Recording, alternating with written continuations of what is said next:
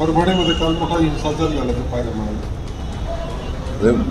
संविधानाचा सन्मान हा सर्वांनीच ठेवला पाहिजे आणि संविधानाचा अपमान जर कोणी करत असेल स्वाभाविकता भावना दुखवणं हे स्वाभाविक आहे, परंतु यामधून अशा स्वरूपाचा हिंसाचार वाढणं की हिंसाचार वाढणं बसेस जाळणं वगैरे हे काही फारसे संयुक्त नाही, योग्य नाही।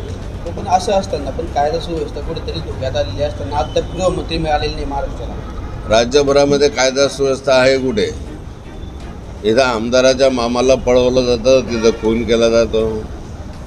अगदी या ठिकाणी कालची घटना पुण्यातली आणखी पाहिली तर त्या ठिकाणी जबरदस्तीनं पळवून त्या ठिकाणी मर्डर केलं जातं।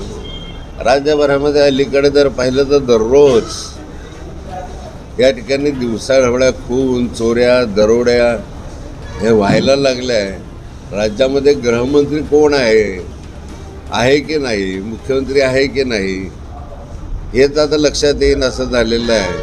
त्यामुळे तातडीनं कुणीतरी गृहमंत्री नेमा, ज्याला नेमायचं असेल त्याच्याकडे जबाबदारी द्या आणि या कायदा सुव्यवस्थेचं जे वाया गेलेली परिस्थिती आहे नियंत्रणाना।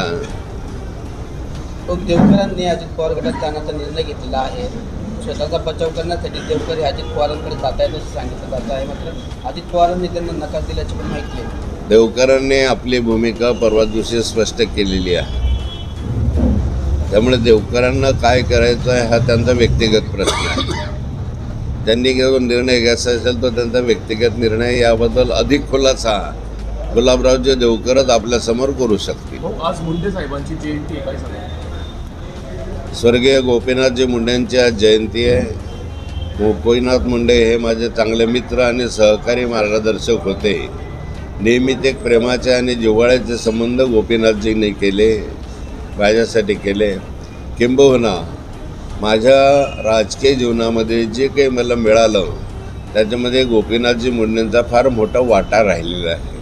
गोपीनाथजींचे ऋण मी कधी विसरू शकणार नाही आणि गोपीनाथजींच्या अनेक आठवणी माझ्या मनामध्ये आहेत आणि नेहमीच गोपीनाथ मुंडेंची जयंती असो का पुण्यतिथी असतो या आठवणींना अधिक उजाळा देण्याचं काम या निमित्ताने मी करत असतो।